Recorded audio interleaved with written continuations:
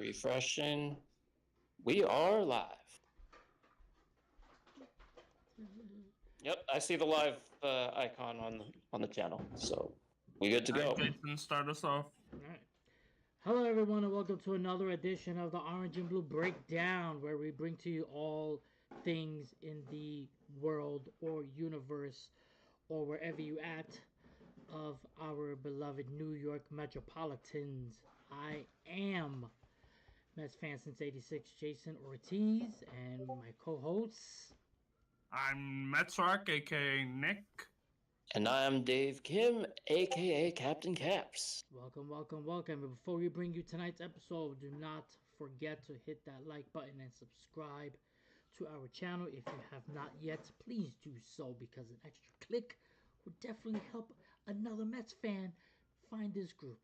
Now let's get right to it as we break down this past week in Mets baseball.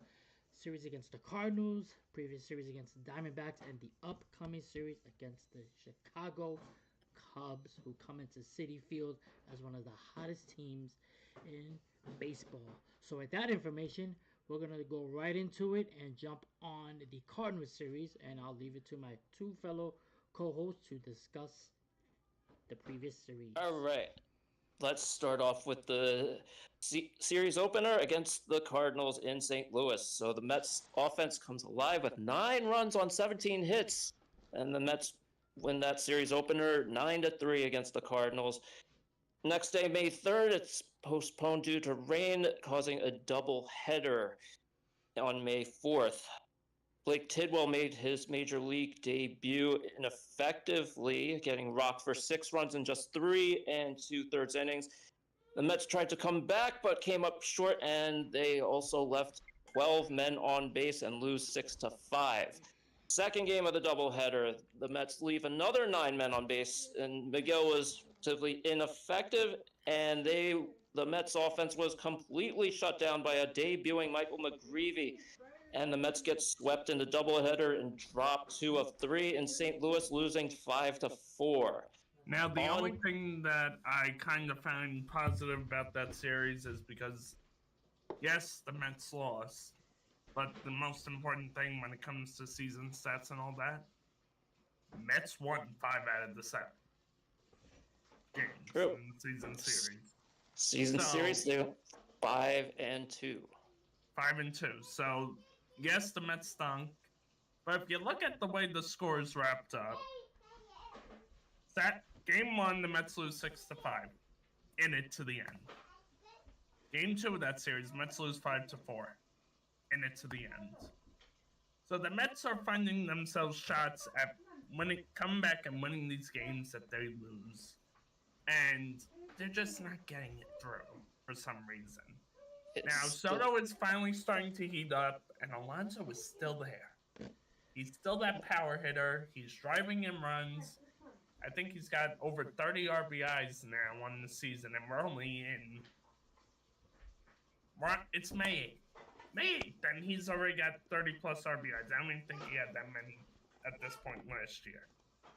We just need the other guys to come through with runners in scoring position. That's been very elusive. Lindor's starting to get there. Soto's starting to get there. I don't know what's happening with Vientos. He's like off and on. Still my guy. Still love him better at third base than this guy named Brett Beatty that's now back on the roster. Why? But that's because of injuries, which we'll get to. He was heating up before he got sent down, so I'll give him that. I still like him on the bench, but he's going to be in the lineup every day now. That's terrible. Or at least most of the time. Hashtag believe in Beatty. In Beatty we trust. You're one of very few Met fans that believe in Beatty, Jason. I'm just telling you that. I mean, you gotta give the kid a chance, you know? Why? Why did we have to give him a chance? We gave him a chance last year, and he didn't do anything with that chance. He's one of those homegrown talents, you know, early first-round draft pick, and he's showing signs, you know, that he's up and coming. And I have 2 out-of-town updates that I want to give you. The Tampa Bay Rays are now up 5-1 over the Philadelphia Phillies. And even though the Braves are leading 2-1 over the Cincinnati Reds, the Reds are threatening with the bases loaded and 1 out in the top of the 7th. Nice. As the Mets are trying to, on their day off, no less, in a half a game on the Phillies and the Atlanta Braves, because the Phillies only trailed the division by 2 games going into tonight. And the Braves, well, they trailed by 6 games, so we don't have to worry about them yet. Well, I mean, we all knew that going into the season, it would be between the Mets, the Braves, and the Phillies. So, and I stand by Oh, that. and the Reds just tied it on a walk. I mean, I don't believe in the National nor the Marlins. I'll never believe in them. Even though when they, play other teams that we need them to win, I think that's the only time we'll be, quote unquote, fans of the Nationals. Speaking of teams that aren't supposed to be good this year, shout out to the Oakland Athletics. I'm sorry, Sacramento Athletics. Sacramento. 20-18, 3 games back in the division, and they're in 2nd place in the AL West. If only they had an owner that cared. Imagine they go and play at a minor league ballpark, and they're second in the AL West. I could go on a... that division stinks, or they're just getting lucky. I could go on a total rant against John Fisher, but this isn't the yellow and green breakdown, so I'll save it. But back to the Mets. 2-3 to the Cardinals. They lose. Not their best efforts pitching wise. Now to the Diamondback series. 8. So the Diamondbacks. So May 5th. Alonso hits a 2-run homer, Lindor hits a 3-run homer, and he makes a great, amazing tag on a caught stealing to erase the threat in the 9th, and the Mets hold on to beat the Diamondbacks 5-4. Second game. Who gave up those 4 runs? It was the bullpen, right? Yes, it was. Those were 3 of those runs were charged to Daniel Nunez, who was making his 2025 Mets debut, walking the bases loaded, and then he got yanked. Okay. Well, Canning looked great, as he's been all year. Shout out to him. He's been the doing guy great. That came from a team that's not really used to being a team. The Anaheim Angels. I'm sorry, Angels of Anaheim. Los Angeles Angels of Anaheim. The Angels, who haven't really been that good since 2014. To come here and post a 2.50 ERA, and he's 5-1. That's pretty good for a guy that's coming from a losing organization. Like, that mentality has changed. He might have 10 wins by the All-Star break if he keeps going. That pitching lab has been working wonders. I don't know what's going on with this team, but starting pitching has not really been the issue. It's that bullpen and some guy named Stanek that's pitching. Hey. That is my boy. Oh, let's go to game 2, shall we? Yeah. Let's go to game 2 before we talk about Peterson. There's enough. Yes, so the game 2, the Mets bats get silenced by Zach Gallen, who outpitched David Peterson. Mets lose 5-1. Okay, the only thing I gotta say about that is I'm glad we don't have to see Gallen the rest of the year. Thank goodness. And then the series finale. Juan Soto homers twice, drives in 3. Kodai Senga goes 6 shutout innings. Mets take 2 out of 3 in Arizona to split the season series. And the Mets win 7-1 to finish a 3-3 road trip. Well, Senga's been Senga so far this year. The Senga of 2023, not the Senga that we saw pitch in the postseason last year. But he's been playing great. He has 1.16 ERA. Hang on, I want to make sure I got that stat right. Yeah, 1.16. Good ERA, and he's starting to give us innings, which was an issue. And we didn't think he was going to give us much, like 5 walks in the first 2+ innings. And then pitcher's mound visit, and all of a sudden he turns it on. But I want to talk about one key opponent, and I trash this guy every chance I get because I do not like him coming into games that are close. But in a 6-run lead, the Mets bring in Ryan Stanek, or at least I think it was Stanek. It was somebody wearing a jersey with Stanek on the back. But I don't know if that was Ryan Stanek because he got them 1, 2, 3 like that in the 9th inning to seal the win. So I don't know if that was Stanek or it was somebody that was wearing his jersey, but I don't know what that was. You want to peel his face off Scooby-Doo style? But I'm like, maybe this is the perfect role for Stanek going forward. Have him only pitch when the Mets are up by 6 runs. Because if he gives up a run or 2, it's not going to cost us the game.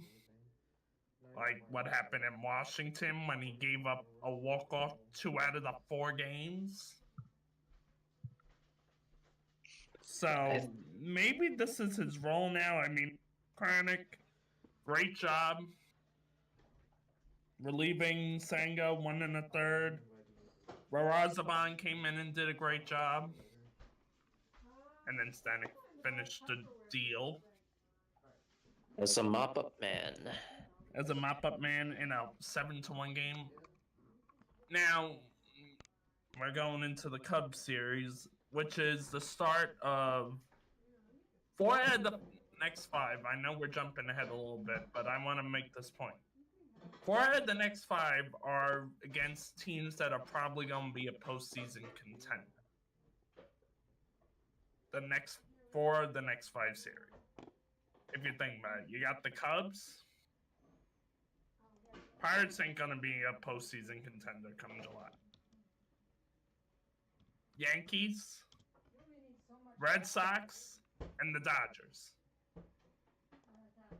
And you got the Yankees, Red Sox, and Dodgers back to back. So they gave the Mets all those easy games at the beginning of the season. And then they hit you 1, 2, 3. Yankees, Red Sox, Dodgers, back to back to back. So now it gets really tricky. If you want to be a contender, you got to compete with those Yankees at Yankee Stadium, which I think Soto's going to hit about 5 bombs. Oh my goodness. In the next weekend against the Yankees. That's my prediction. And because it's that short porch in right field that's finally going to wake him up. 3-14 to right. Well, speaking of Juan Soto, he's his last 7 games, he's got 4 homers and 5 ribbies. There you go. I mean, not as impressive as Alonso with 30 RBIs through the first month, but he's getting there. We're 1 month in. I mean, We'll see how it shapes up come All-Star break. I mean, he's got an ult of 863, on base of 385. He's batting 261, 2 stolen bases, 7 bombs, 17 ribbies, 36 hits, and 138 at-bats. And he actually leads the team in runs scored. So he is getting on base as much as, you know. He's getting on base. He's getting I'll on give base. him that. I mean, that's because they. That's because they're pitching around to him, you know, to get to beat. Starting pitchers need to start to realize something. Because Alonso was our hottest bat, RBIs wise, and homers wise. Should they start realizing? Let's start pitching to Soto and not face Alonso batting third. Because Alonso comes up with nobody out and 2 runners on. You're in trouble. Because this is not Alonso of last year. This is an Alonso of 2019 that went crazy his rookie year and earned Rookie of the Year. Only he's matured. That Alonso hit 259. This Alonso is hitting well over 300 and using the entire field.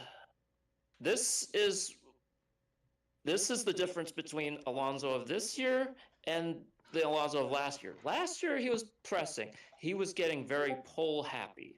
He was not using the opposite He was field. also swinging pitches out of the strike zone this year. Yes. This year, he's a little more focused on where the pitches are going before swinging, which I like because now he's starting to pay attention. Speaking of Yankees, we got Clay Holmes, former Yankee closer, going on the mound for the Cubs against a guy that's, I think, survived brain cancer. Taillon, if that's correct. Jameson Taillon? I think he's going for the Cubs tomorrow. Yeah. Yeah. Clay Holmes, 4-1, 2.95 ERA. And you know what? I've said this. He has been one of him and Senga have been consistent for most of this year. Senga coming off that horrific injuries last year. And Clay Holmes, who was a reliever last year. And for 99% of his career. For him to have this start, a 2.95 ERA, a 4-1 record, which is second best on the team to Canning at 5-1. That's pretty good for accuracy. And the Cubs are one of the hottest teams in baseball. They lead the NL Central. Mets lead the NL East.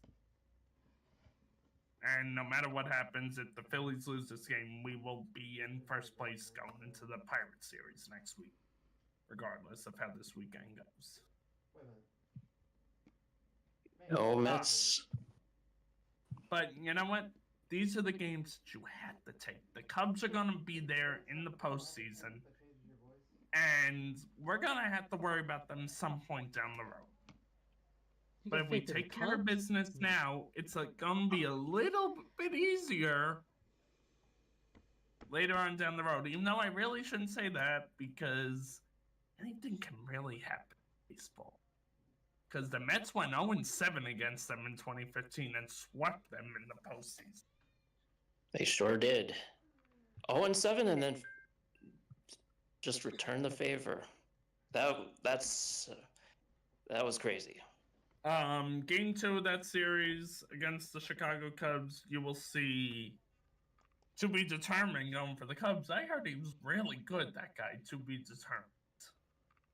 With the 0 ERA, that's pretty good for this point in the season against Tyler McGill. TBD. Which will be on Fox, unfortunately. Looks like a good start for McGill because he's going to be facing a good pitcher. And then on Sunday afternoon on the Roku game of the week, why are they doing this to people? It's all streaming. It's all you got some guy named revenue. You got some guy named Boyd who's Matthew Boyd going for the Cubs, and Griffin Canning going for the New York Mets, who's gonna try and build off a 5-1 record. So, what are your guys' thoughts for this weekend, realistically? Dave, I'll leave it. This will be. The Mets could go 2 out of 3. I'm hoping for 2 out of 3. The Cubs are a very, very good hitting team. So.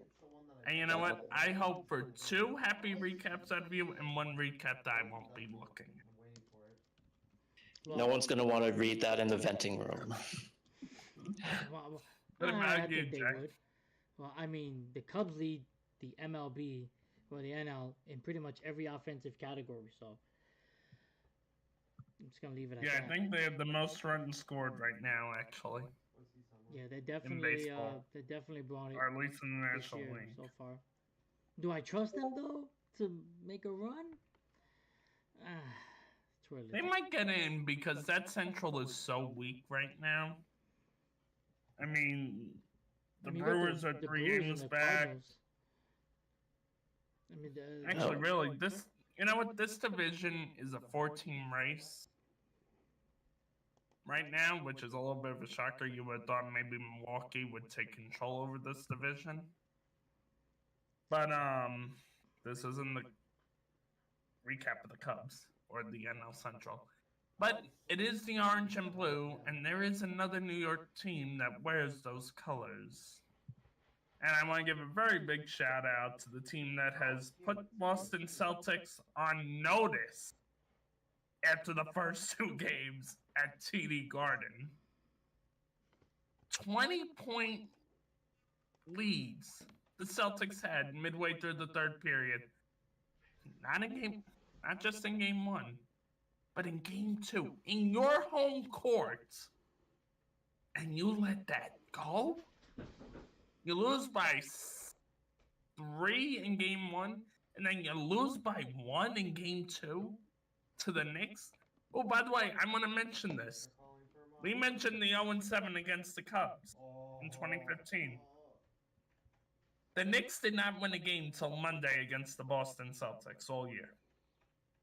The Knicks went 0-4 against the Celtics in the regular season.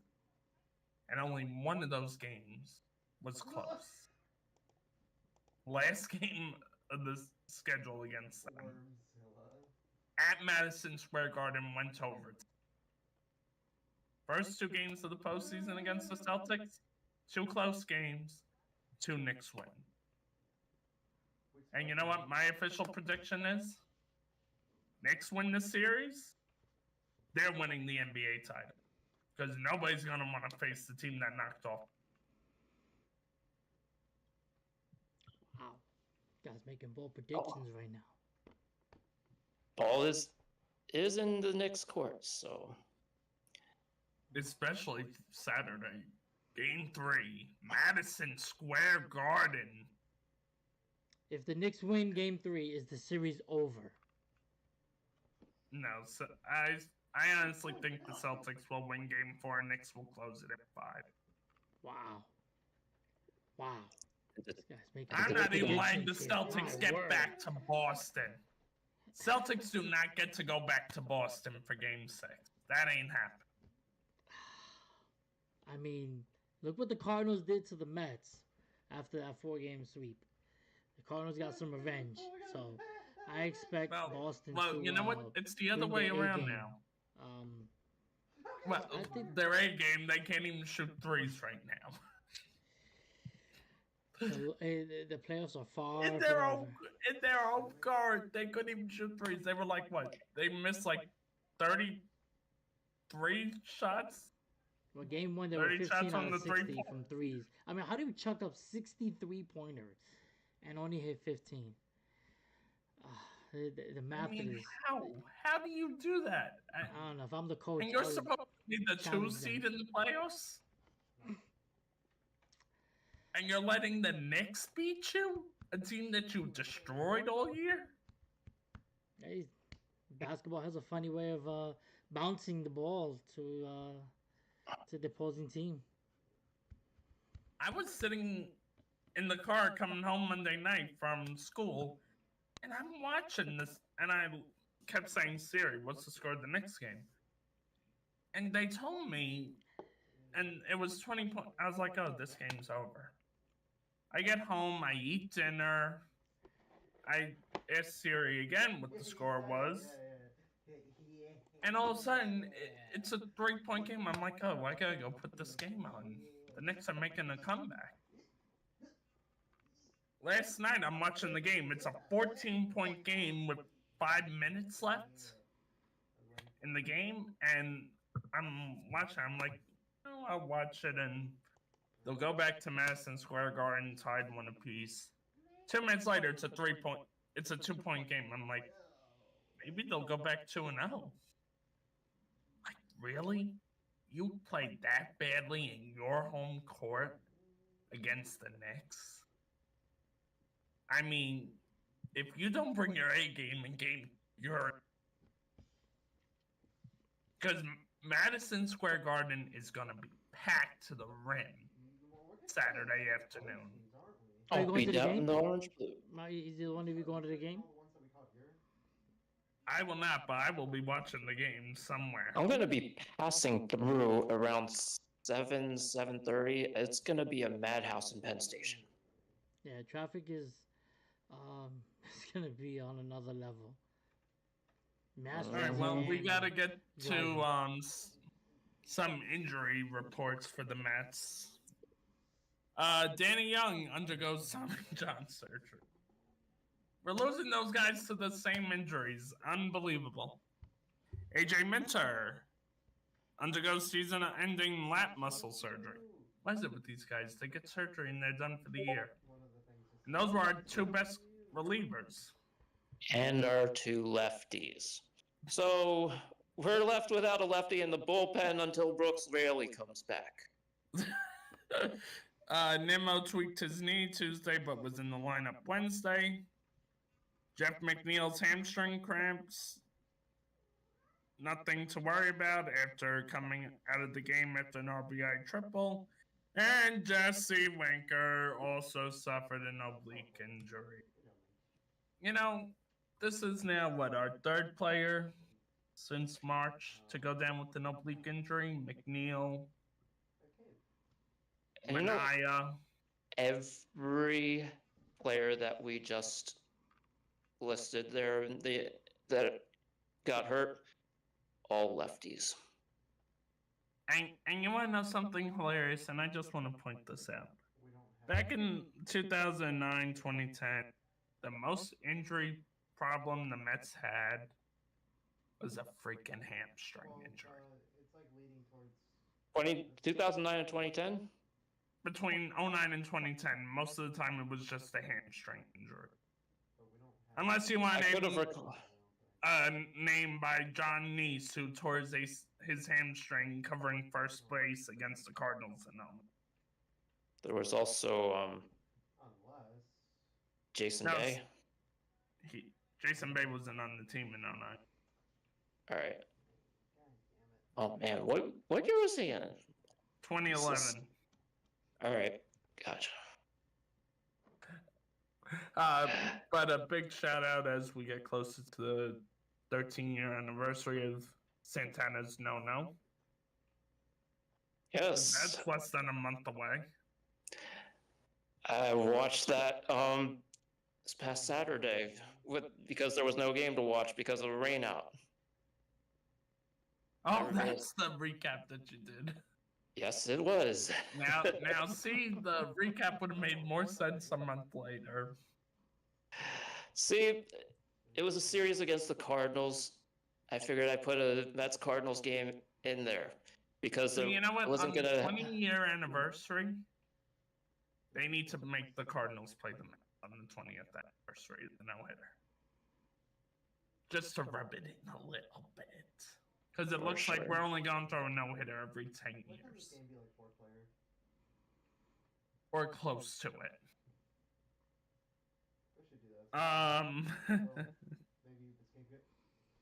Historical events in Mets history.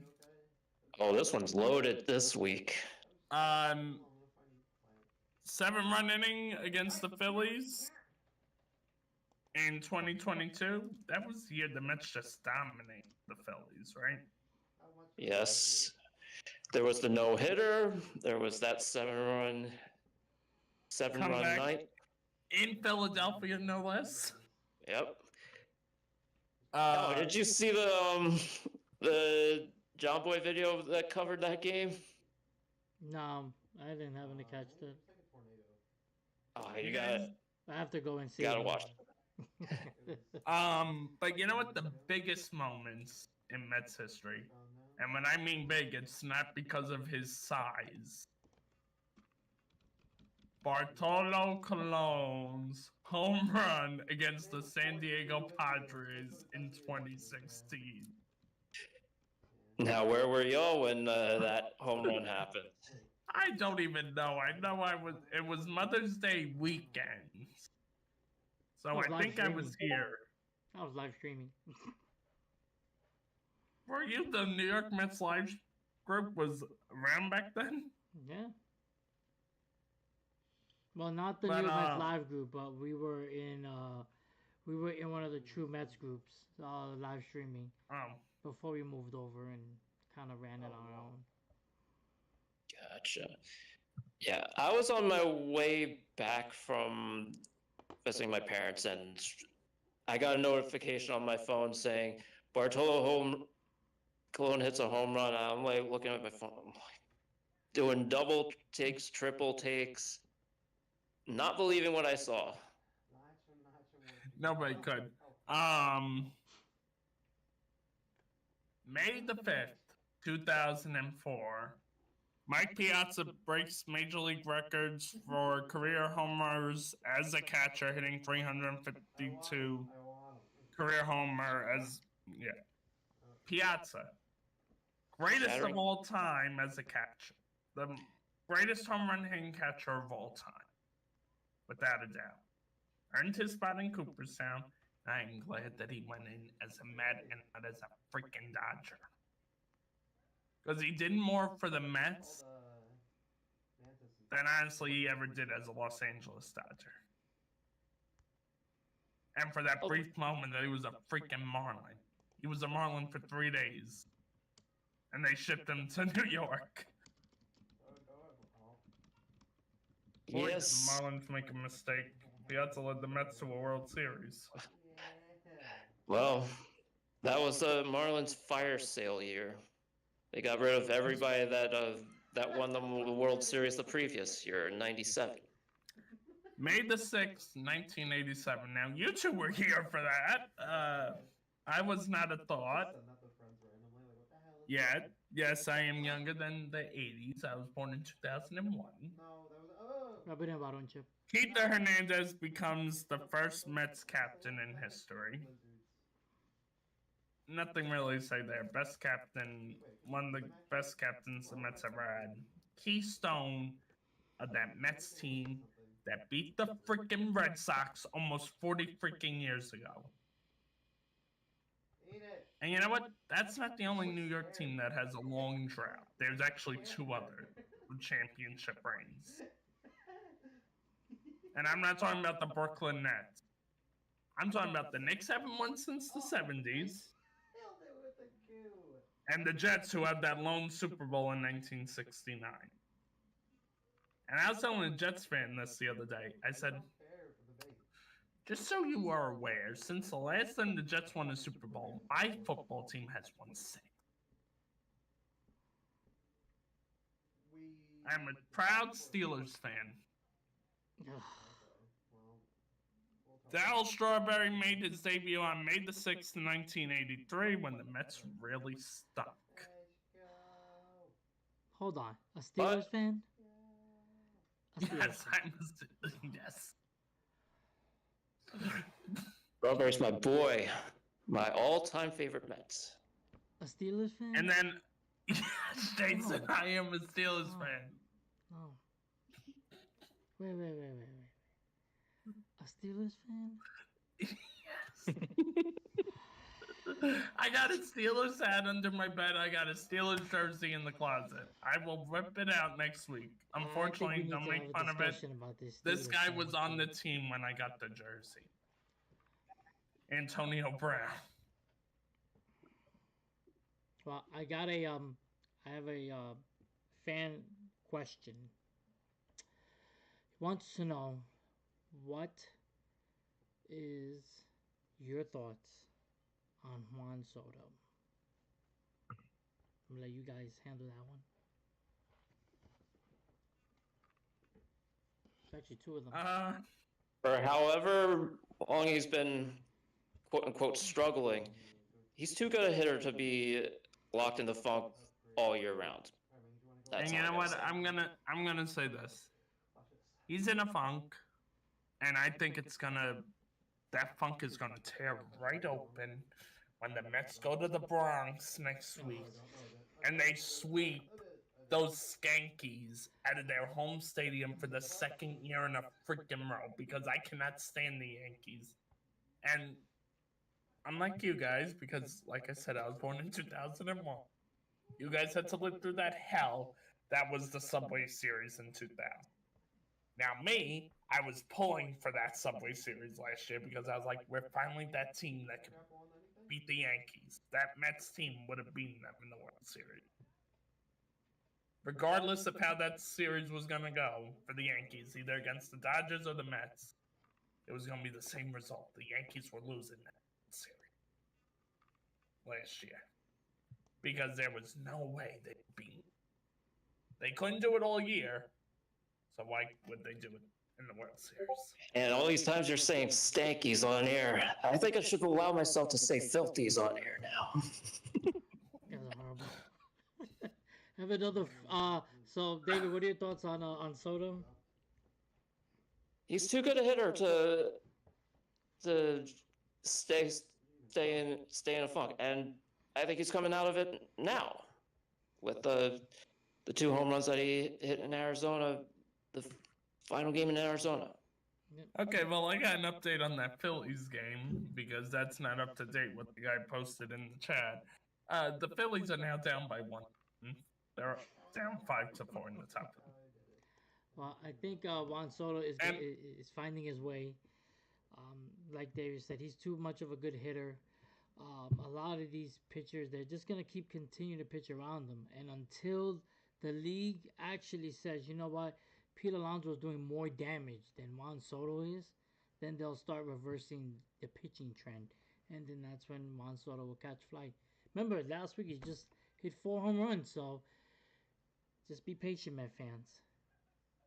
I agree. I think Soto is going to tear open some old wounds for those Yankees and make those Yankees fans cry and make George Steinbrenner, who rolled over in his grave when the Mets outbeat Hal for Juan Soto. I said it when the Mets signed Soto. George Steinbrenner was rolling over in his grave because when he was alive, he wanted a free agent. He got that free agent. The Yankees lost one of their best hitters to their little brothers. Mets ain't their little brothers anymore. They're not little brother anymore. If anything, the Mets are the big brothers. Mm-hmm. We're not the Mets are not the Will Pond-owned cheapo Mets anymore. That's why I say Soto is going to tear apart the Yankees. Got another fan question. They want to know. Hold on. Mets management has been known to give the captain logo to specified players. How come Francisco Lindor has not taken ownership and passed the baton to him? Well, you know what? I'm going to answer that question because you know what? You don't need to put a label on somebody and say they're the captain. David Wright was the captain before they even made that official in 2013. He was the captain since 2006. They were calling him Captain America in 06 for the Mets. So you don't have to have the label that says you are the captain of the New York Mets, because if you prove it day in, day out, leadership. Last year, him and, you know what I'm going to say, Jose Iglesias, with the oh my OMG thing. Co-captains right there. Nimmo too. Yep. Those guys were the captains last year, that team that led the Mets all the way to Game 6 of the LCS. To almost a Subway Series. And I am still pulling that point because I was this close, people. But right now, if you had to go by who deserved to be captain, I'd say it's a tie between Lindor and Alonso. Because Alonso has been leading the team in RBIs. Lindor still got that clubhouse leadership that he had last year, that he's had since he came to the Mets in 2021. But now it's like a force. They help the younger guys. We got young guys coming up that haven't played in the majors before. You got that older leadership like Lindor, Nimmo, McNeil has been around. Half this lineup is veteran players now. Vientos, not a veteran. Beatty, not a veteran. Alvarez, not a veteran. Those are really the only non on this roster. Winker's been around for a while. Marte's been around for over 10 years. Lindor's been around over 10 years. Lonzo's been around since 2019. Nimmo's been around for almost 10 years.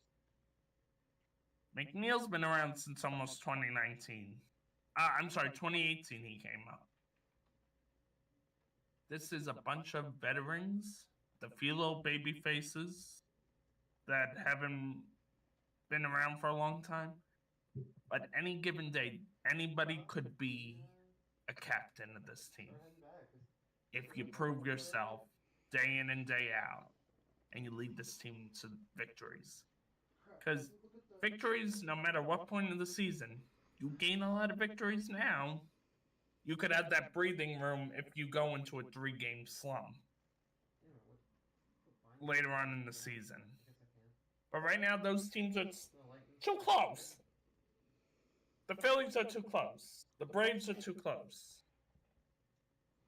It's going to be like that all year. But if you lead your team, I don't see any reason why at the end of September that there shouldn't be a National League East Championship flag over Citi Field. It may be more. Thoughts? Dave, you got anything to add about that question? For me, actions speak louder than words. Lindor put the team on his back last year. That made him the captain. He puts the team on his back this year. That'll make him the captain. I mean, he said it would be an honor if he gets labeled the captain. Well, I mean, he's in a great company. Because what has there been, like, what, 4 captains in Mets history? It's a lot to be a captain. Getting back to what Jason said, that's all it is, the way I see it. It's a label. Yeah. I mean, for me, it could be a captain, but I think that there's too much. If you look back at last year, how much camaraderie that this team had, especially from 0-5 to making the LCS. That's not just one person. That's a team effort. So I don't think that this team has the type of players that want to say, well, you're going to be the captain. I think that everybody's chipping in and everybody's contributing. That's making this a successful team, and they're 10 games over 500 right now. I mean, it'd be great if he gets that honor and that distinction, but when you're playing together as one and everything is gelling, sometimes that kind of captain can turn certain players some ways. They might feel slated, like, well, maybe they should have gave it to me. I've been here long, therefore maybe I get it. I may not have the numbers like Lindor, but for me, it's just a label. I mean, if everybody's going out there, one pitch, one out, one swing, one run, moving the men over, sacrificing, getting the key outs, getting the sacrifice hit, sacrifice bunts, sacrifice fly. Everybody's doing their part. Then you know what? Everybody's a captain on this team, in my opinion. We're in agreement there. 100%. Mm-hmm. All right, before we go, I will give a quick update. The Phillies have tied the game up in the top of the ninth. But some good news on the Cincinnati Reds Atlanta Braves game. The Reds scored 2 runs in the ninth, so they lead 4-2 now, but the Braves have a runner on first base with nobody else. Man, Jay, get the live stream up and let's watch the rest of one of those games. It's our day off, so therefore it is all of our days off. We got a lot of games coming up. We got the Cubs.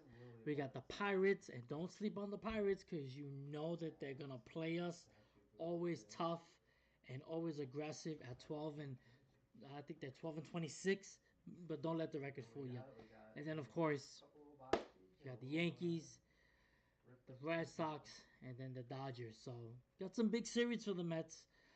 Not to say that this is gonna put their stamp on the season, but through a quarter of the way, you'll get to see where this team is headed or projected. When you're facing amongst the elite, so should be a good series. Those of you who are on our group, Mets family on Discord, you know where to watch the games at. Watch them live. Those of you who are on New York Mets live.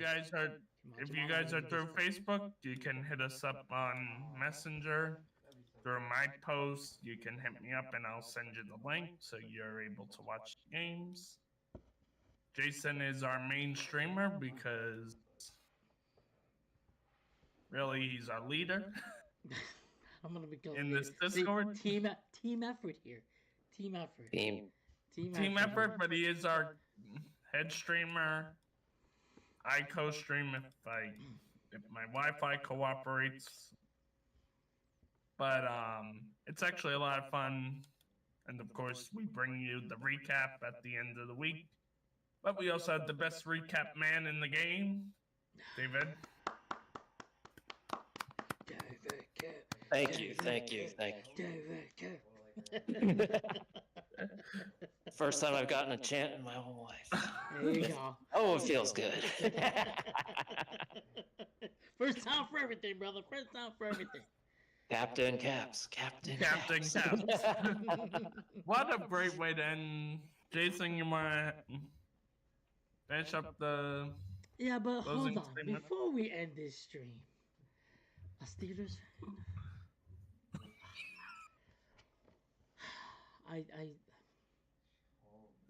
Yes, a Steelers fan. It could be worse. Dave, it could be worse. I could be a Patriots fan. Dave, do you watch or a football? Cowboys fan. Or a Cowboys fan. I could really. be a Pats or Patriots fan. Pats or Cowboys fan. I'll watch the Giants if they're in the playoffs. So you won't watch the regular season or anything? Not really, no. I'm strictly a baseball guy. And my team I understand. kicked the Jets' butts up and down that field this past year. I do bleed blue because not only the Giants in football, but in hockey too. I'll watch the Rangers if they're... Oh, screw the Rangers. You know, we had a good thing going, David, and then you had to say you're a Rangers fan. Now we're going there. I'm kidding. I respect both the Rangers and the Islanders. Bob, except when they play each other, then I'm all Islanders. Bob 36582. I'll send you the Discord link to join. It's a good group. I mean, it's a good group. We actually hit over 1,000 members now. So, you know, and to think, you know, where this group came from. Hey, David, just think. Cannot ask for anything better. Now you're going to be doing it for over 1,000 people, the recaps. Hope you got your fingers ready, Dave. Hey, I have to type on a keyboard for a living, so typing it ain't so bad. I love doing it, so. I mean, I'm sorry, a Steelers fan. I mean, I don't know what to say after that. I mean, you want me to get the Steelers jersey out of my closet? It's right in front of me. Oh my god, I think I need to take it off the stream if I see this. I don't think I'll be able to ever do another stream if I see that on the stream tonight. There we go. Because I'm just gonna shut you up. See what you did? You're gonna make this guy bring out this. I don't know what to say, but Dun, dun, dun. That's gonna pretty much wrap up this stream. Of course, he wants to show his love for the Pittsburgh Steelers, which I don't know for the love of ketchup how this guy loves. Oh, and Antonio Brown. Out of all, I'm not gonna even. In my defense, I'm not touching that with a 50 football. In my defense, when I picked this jersey, he was still a Pittsburgh Steeler. I should have went with somebody better, like Ben Roethlisberger. You know what? I would settle for something else, but not the Steelers jersey. It's not happening. Uh, It just could be remind me, worse. Jason, you're a Steelers, you're a Jets fan, right? I'm a Giants fan. Big blue all the way. Well, I was gonna say, well, let's talk about this. You've had more head coaches in the last 15 years than my team's had head coaches in 50 years. A Steelers fan, everybody. Just remember that. A Steelers fan. It could be worse. He could have You're been right. an Eagles It could fan. be worse. It could be a Cowboys fan. Or an Eagles fan. Oh. Oh, anything Philadelphia. By the way, I I did root won't for the go there. Eagles in the Super Bowl. Yeah, I mean, are you guys trying to, make me upchuck on a live stream here? I mean, this is like nauseating to talk about the cities of Pittsburgh and Philadelphia. Just let the record be shown. I did root for the Eagles in the Super Bowl. Oh, my goodness. But it's the lesser of two evils. Do I want to see Patrick Mahomes win a fifth freaking ring? I'm sorry, fourth freaking ring? Or see an Eagles team beat them? I'd rather walk through hot cold than ever root for the Eagles. My grandfather was an Eagles fan. I had to root for them. That's respectable. Any Philadelphia team, and I follow only baseball. But if it's the Sixers, the Eagles, the Flyers, Phillies, name any Philadelphia team, automatic. I just want to point out David Kim says he only follows baseball, but I caught him in the live stream the other night watching the Knicks game. Y'all sucked me. That's because y'all sucked me in.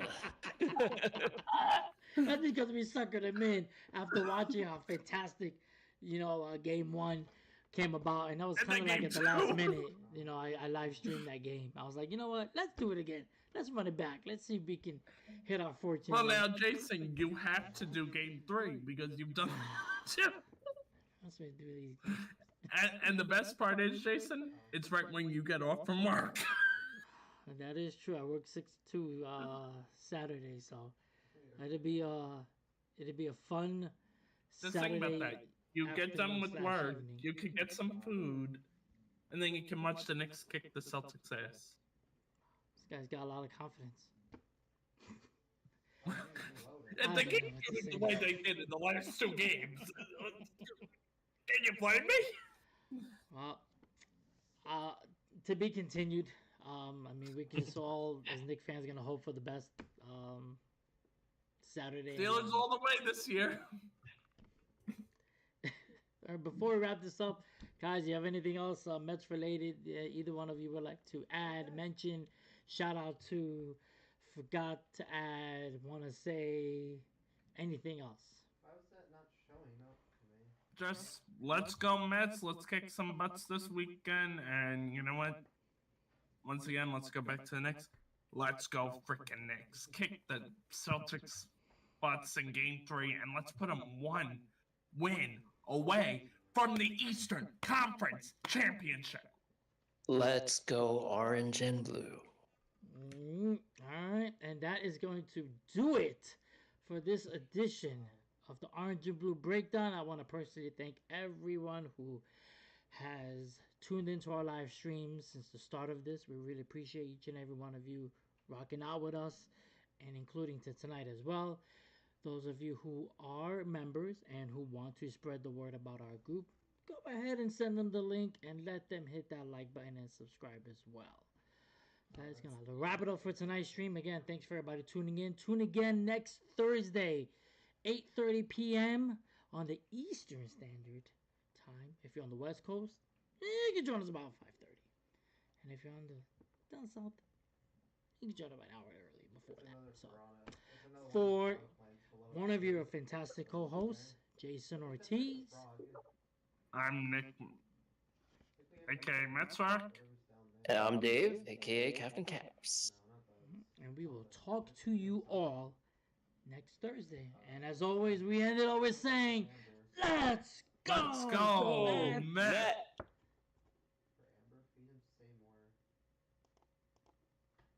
Best